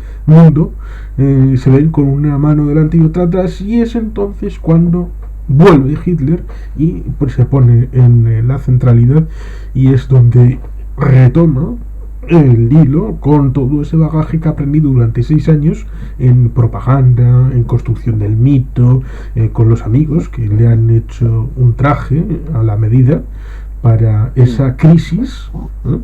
En donde se ve que cuando la gente tiene para vivir no se mete en la aventura, pero cuando no tienen con qué subsistir están dispuestos a escuchar a gente que le prometa el oro y el moro con tal de salir adelante. Y ahí estaba Hitler para aprovechar el momento. Y aparte Hitler tenía una ventaja, él venía augurando desde los años 20 que este desastre económico se iba a terminar produciendo en Alemania. Y había generado todo un mito conspiranoico acerca de que los capitales judíos no iban a dejar a Alemania crecer. Cuando todos sabemos que las crisis son cíclicas, en cualquier crisis que ocurriese, lo iba a ocupar como, te lo dije, yo dije que iba a ocurrir, porque no iban a dejar que nosotros creciéramos, ¿ya? No iban a dejar que nosotros nos rearmáramos, no iban a dejar que nosotros hiciéramos esto o aquello. O sea, él siempre iba a tener una disculpa y un te lo dije ante esta situación. El agorero del desastre, que como los desastres son cíclicos, agorar el desastre que se va a provocar en algún momento, después te da réditos políticos. ¿Ya? Y Hitler es muy, y sus allegados, gente como Goebbels, son muy hábiles al ocupar estos desastres para hacer ver que este líder casi mesiánico, este reemplazo del siglo XX de una figura religiosa en la cual construyen a Hitler, es el hombre para solucionar todos los males, porque él los vio antes y él ya escribió una forma de salir. Y en este momento los sectores conservadores alemanes ven en Hitler la única opción también. Se produce, a diferencia de el caso de Mussolini y del caso de Primo de Rivera, en este caso la alianza entre los partidos conservadores y la derecha y la centro derecha con Hitler es mucho más natural, debido a que comparten mucho en común, muchas ideas en común. Y la política económica que propugna Hitler no es una política económica centrada 100% en el Estado, es una política económica que pretende favorecer a las grandes empresas y a los grandes núcleos de poder. Y en ese sentido, para ellos es mucho más natural y se forma una alianza mucho más duradera y fortalecida entre ambos grupos. Una alianza que vamos a ver despedazarse ya para el año 42. Antes de eso no vemos una oposición real, excepto una minoría de generales del alto Estado Mayor alemán que ven con preocupación estas ansias, esta locura expansionista de Hitler. Sí, precisamente. Hitler, sí, precisamente por el hecho. Una locura expansionista. Por el hecho que también generales del alto Estado Mayor que viven con Hitler, que conviven con él, ven en él un ente peligrosísimo para la misma existencia del Estado alemán. Sí, también volvemos a ver en este caso, vemos el hecho de que ya incluso en el 30 de enero de 1933, el que sería vicecanciller del nuevo canciller Hitler, el señor Franz von Papen, piensa todavía que, bueno, si le damos a este la cancillería y ponemos a von Papen de segundo, el número 2 va a controlarle y va a embridar esas ansias un poco locas, los remaches más sobresalientes pues van a poder ser limados y en el fondo pues va a ser una ayuda para los que estamos aquí y nos va a quitar esta amenaza roja y nos va a proteger de las dificultades y será un pequeño bache en el camino de la historia de Alemania. Pero se equivocaron un poquito también. Y tardaron muchísimo tiempo, y algunos sectores muy minoritarios de los conservadores alemanes, en plantear una oposición seria a Hitler. No se planteó una oposición seria a Hitler.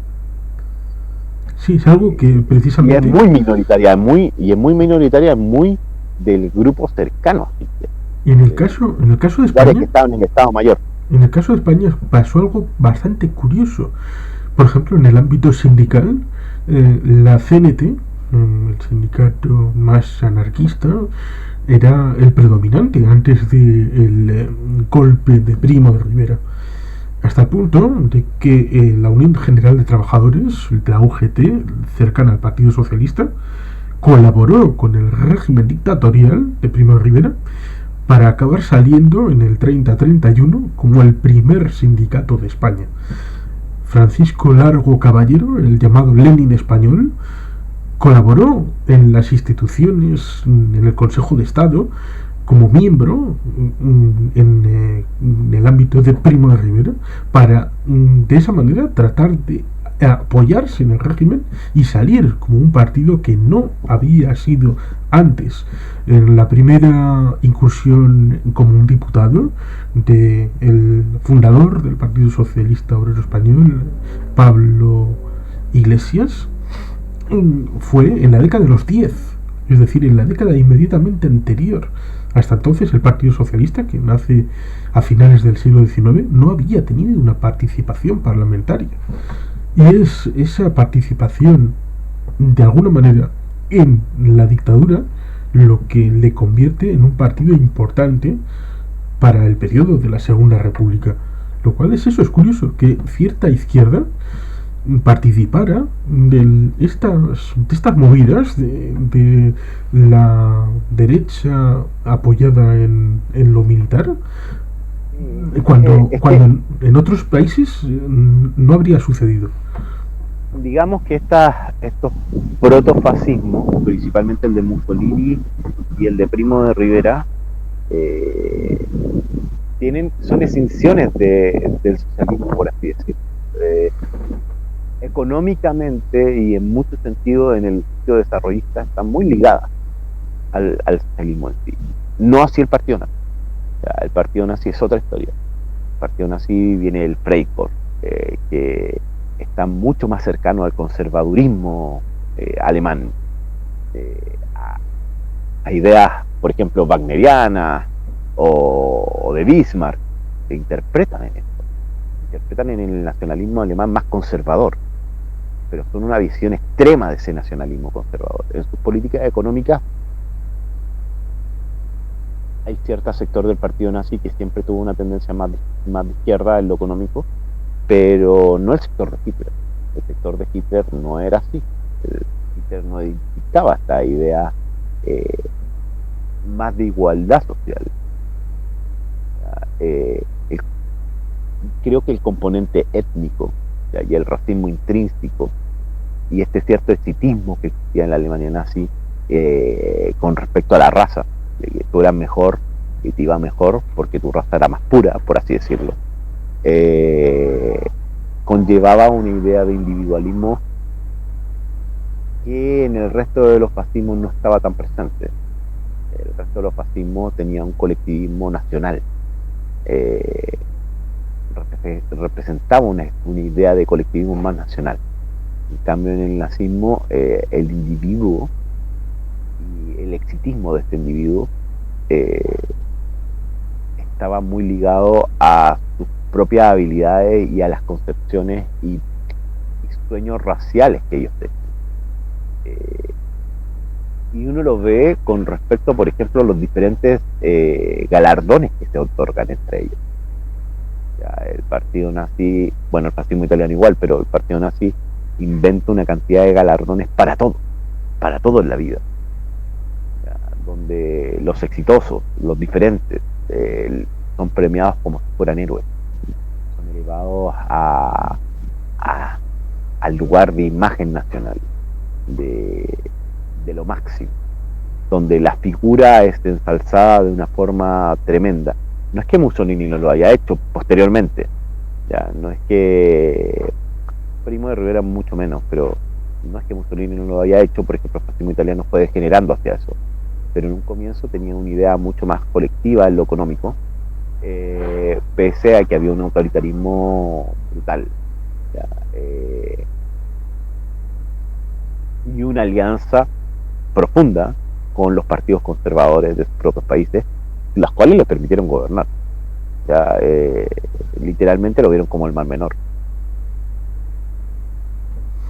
Sí. Y a un siglo vista, creo que comentabas que igual hay una serie de ingredientes o lecciones que podemos aprender para el presente de esos sucesos traumáticos, tanto en Italia como en Alemania como en España, que condujeron a situaciones todavía aún más dolorosas en los años 30 y 40. Sí. O sea, hoy en día, como te decía antes de que empezáramos a grabar, hoy en día hemos visto un nuevo crecimiento en los nacionalismos, de nuevo un miedo al otro, que lleva al no entendimiento y a que los países se cierren sobre sí mismos, donde el comercio internacional, del cual hemos sacado provecho todos, tanto tecnológicamente como en nuestras comodidades diarias, hoy en día se está poniendo en cuestión por muchos grupos que toman una visión nacionalista 2.0 y en muchos casos hasta racista 2.0, donde hay miedo al inmigrante, donde hay miedo al extranjero, donde hay miedo al intercambio, donde se intenta volver a privilegiar lo hecho en casa, donde lo que viene de afuera se ve hasta como malo o peligroso o como el enemigo. Y estamos viviendo una especie de regresión como sociedades, y lo estamos viendo hoy en día. Lo vemos en Rusia, lo vemos en diferentes lugares del mundo, donde la geopolítica que pensábamos ya olvidada y pensábamos que se había dado paso al multilateralismo, al entendimiento, a los grandes acuerdos, a las fronteras cada vez más fáciles de abordar entre uno y otro, donde los profesionales podían ir a trabajar a cualquier parte del mundo, fortaleciendo la economía del mundo entero, porque se llevaban a las mejores personas, a las mejores cabezas, a producir los avances tecnológicos en donde se estaban generando. Ha pasado a ser parte de un miedo, parte de un nuevo crecimiento armamentístico, para defendernos del otro, para defendernos del miedo que nos genera el otro. A ver, todavía no estamos en malos tiempos, todavía hay mucho tiempo para detener este nuevo alza en los nacionalismos, ya, este nuevo auge del nacionalismo. Pero se ven momentos no iguales, ¿ya? Las ideas nacionalistas de hoy no son las de antes. La construcción de mitos de hoy, por una parte, enfrenta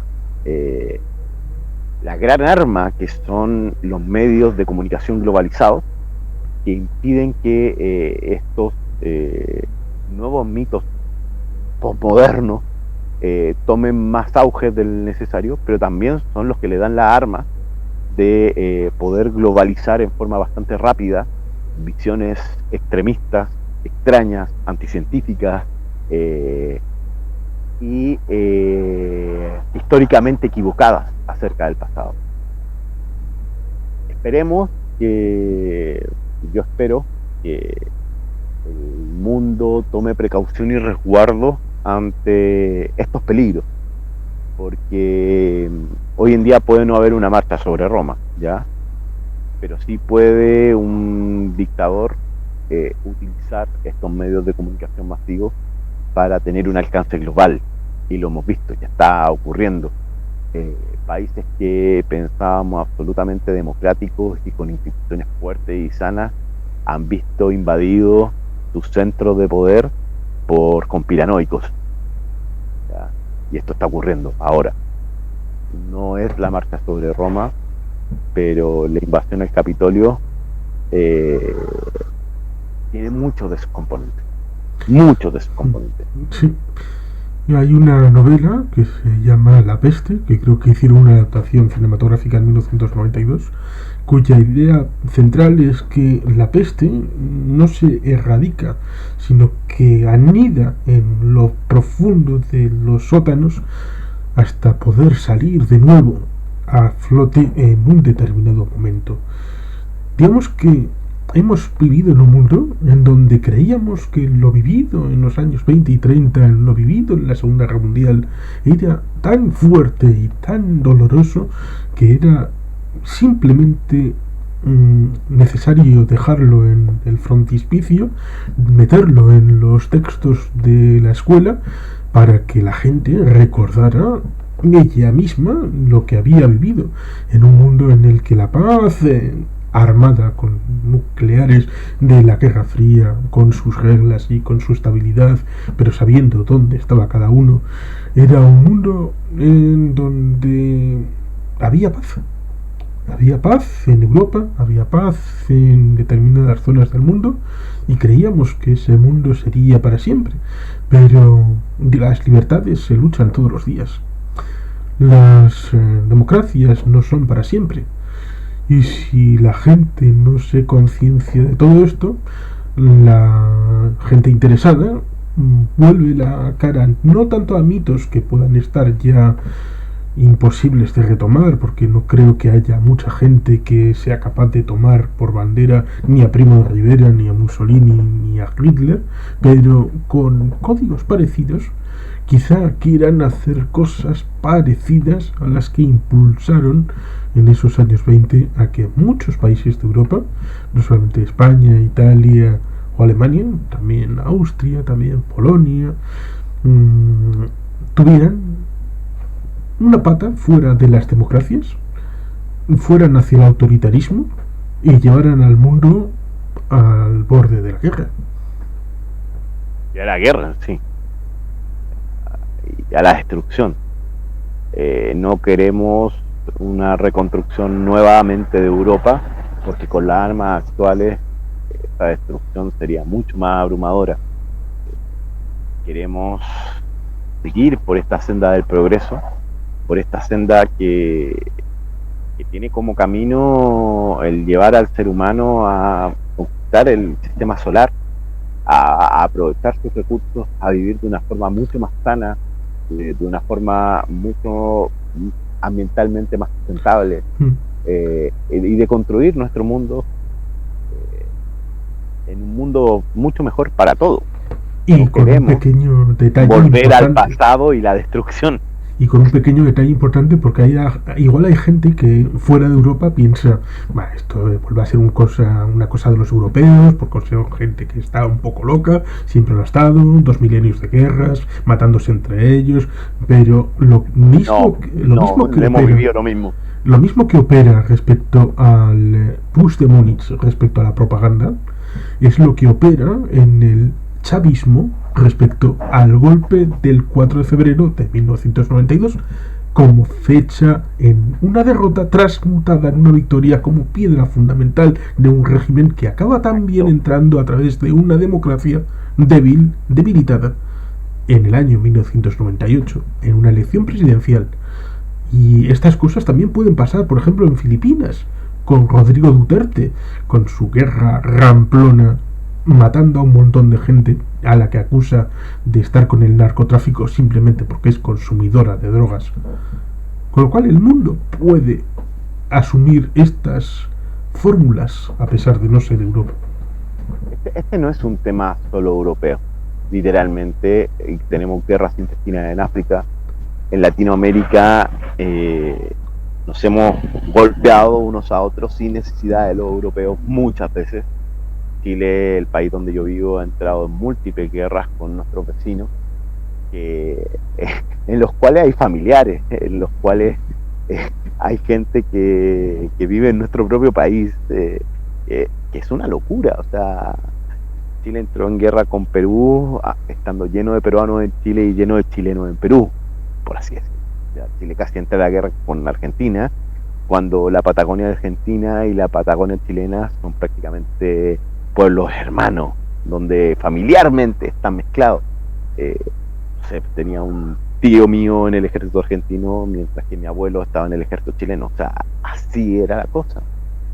Y eso no puede ocurrir. No necesitamos ni dictaduras que nos cuiden, ni dictadores que enarbolando o cualquier principio nacionalista o en pos de la igualdad, como sea el dictador, eligen el eslogan que quieren, pero si es dictador, literalmente pretende que un sector de la sociedad sea el malo de la película. Pretende perjudicar a un grupo humano. Y nosotros lo que queremos es que dentro de la democracia, en lo posible, que nuestra democracia sea lo más participativa posible,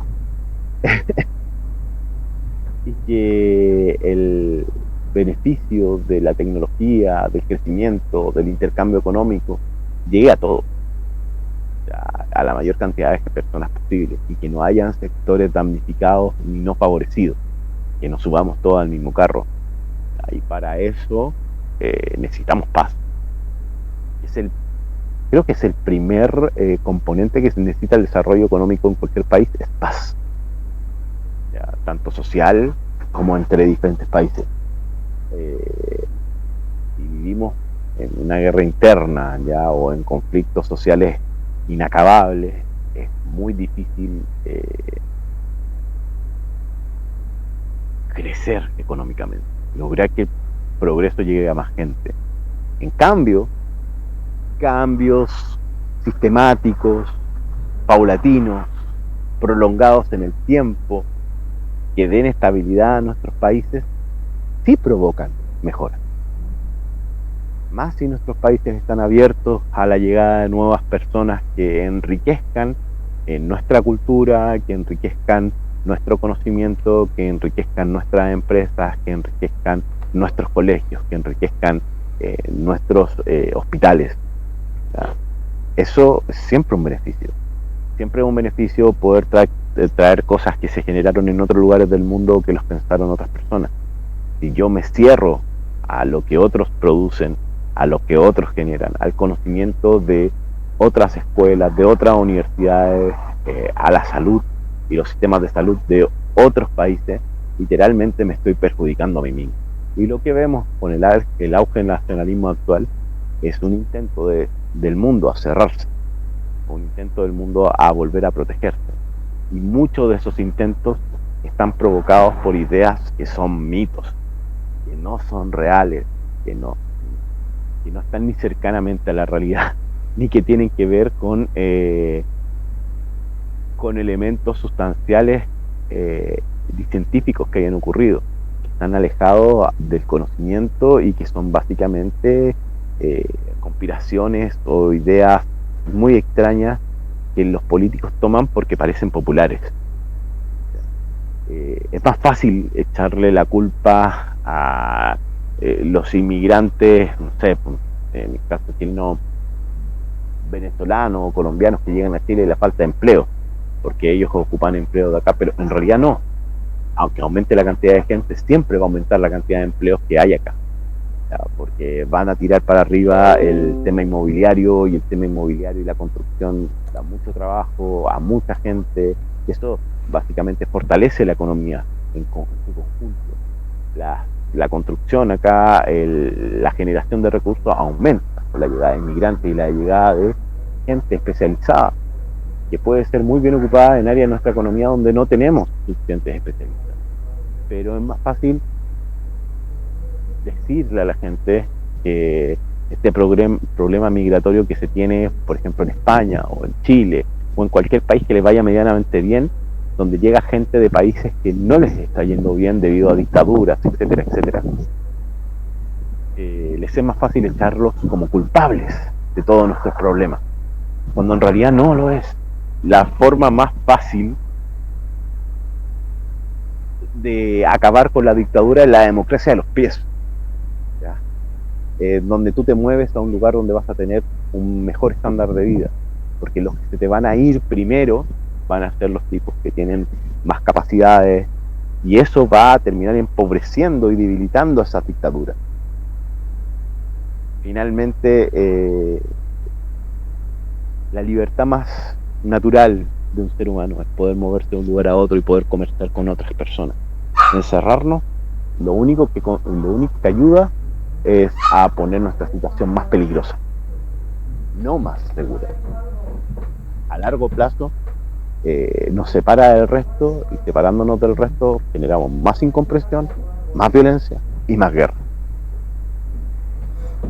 Sí, si tuviera que hacer un complemento a ese resumen, sería que es necesaria pedagogía, explicar por qué esas recetas y soluciones facilonas del pasado no tuvieron éxito ni siquiera en el pasado, y por qué las formas simplistas, simplificadoras de la realidad, con fórmulas mágicas, son mauferías propias de charlatanes que tratan de convencer a la gente por interés personal. O sea, esto no es fácil, esto requiere de repente sacrificio. Y las soluciones simplificadoras te sacan la responsabilidad de ti mismo y la ponen en el otro. En cambio, nosotros proponemos y queremos, para eso estamos enseñando esto y contando, deteniéndonos en el pasado, que pensemos acerca de nuestro pasado, que pensemos por qué estas soluciones no funcionaron, que pensemos los errores que se cometieron a través de estas soluciones mágicas para no cometer los mismos errores ahora. La historia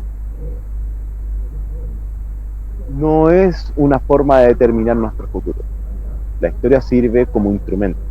Muchas de las preguntas y cuestionamientos que tenemos hoy podemos verlas reflejadas de otra manera en el pasado. Y si las estudiamos, podemos aprender qué camino no seguir. No sabemos qué camino seguir para adelante. El futuro es un cuaderno sin escribir. Es una hoja en blanco. Pero sí podemos leer en nuestro pasado los errores que como humanidad hemos cometido y no cometer los mismos errores. Para eso nos sirve la historia, para darnos cuenta y estudiarla, al estudiarla, que tenemos una herramienta muy importante para poder avanzar, ¿ya? Para poder no pisar dos veces la misma piedra, y si vamos a cometer errores, que sean nuevos, que sean otros, que no sean los mismos del pasado, ¿ya? En ese sentido, sabemos y hemos sabido desde siempre, y lo podemos ver en la historia, que la paz contribuye. La paz es el mayor elemento para generar progreso, para generar ciencia, para generar conocimiento. La paz, el intercambio y poder hacer que la gente de ciencia, tecnología y los generadores de conocimiento de todo el mundo puedan trabajar juntos y en paz, porque mientras más comunicación hay entre ellos, mayor provecho saca la humanidad. Si nos cerramos, este intercambio de conocimiento se detiene, ¿ya? Y nos concentramos solamente en generar armas. Finalmente lo único que hacen es destruir el progreso, nuestras propiedades y nuestro modo de vivir. Yo espero sinceramente que este mundo que vivimos, que se pone preocupante, de pasos atrás y avance nuevamente hacia la paz, no hacia el conflicto. Sí, creo que por ahora podemos dejarlo por aquí, con la enorme gratitud, una vez más, de poder haber estado en un conversatorio contigo, y en la esperanza de que en un futuro pues podamos tener algo más. Perfecto, perfecto. A mí me ha encantado. Tú sabes que yo te considero mi amigo y me cae excelente. Eres una persona que admiro muchísimo. Ya en geopolítica siempre he dicho que te escucho siempre. Es un tema que dominas súper bien y que me encanta escucharte y ver cuál es tu opinión. Y siempre me es grato estar contigo.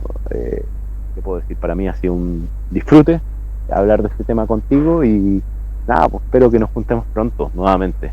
Tú sabes, ahora estoy teniendo cada vez más tiempo, así que se pueden hacer cosas. Lo mismo digo. Y muchas gracias a todos los que hayan llegado hasta aquí. Así que hasta la próxima.